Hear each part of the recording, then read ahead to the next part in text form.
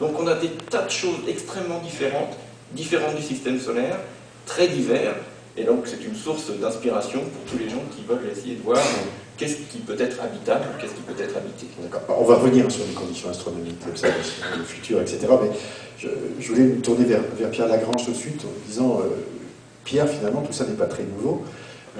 Giordano Bruno, 1584, un livre intitulé L'infini, l'univers et les mondes. De Fontenelle, Bernard de Fontenelle, 1724, Entretien sur la pluralité des mondes, publication, vulgarisation scientifique. Camille Flammarion, 1862, premier livre consacré à la pluralité des mondes habités, étude où l'on expose les conditions d'habitabilité des terres célestes discutées du point de vue de l'astronomie et de la physiologie, un petit opuscule de 56 pages qui parle de la vie sur les autres planètes. Rien de neuf? Ben, si, quand même, parce que 95, on sait, et ça change. Avant, on spéculait. On pensait, il y avait les optimistes et les pessimistes, et ça alternait selon les années.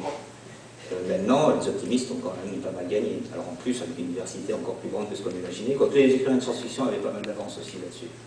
Mais avant, la science a rejoint la fiction et voilà. La littérature. Et puis elle a rejoint surtout les thèses, la fameuse équation de Drake, on l'a remplie peu à peu. Bon, ça va encore prendre du temps sans doute, mais c'est des optimistes qui... L'équation de Drake, c'est une étoile viable, oui, une planète à bonne distance. Des facteurs à remplir pour qu'il y ait de la vie ailleurs et de l'intelligence. Donc là, effectivement, avant 95, on ne savait pas. Quoi. Il y avait eu quelques hypothèses avant, quelques fausses découvertes, mais là maintenant, c'est clair.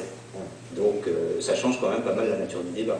Ça veut dire que c'est quand même une question qui, je dirais, qui prend racine dans l'histoire depuis extrêmement longtemps. Oui, qui est très ancienne. Les débats sur la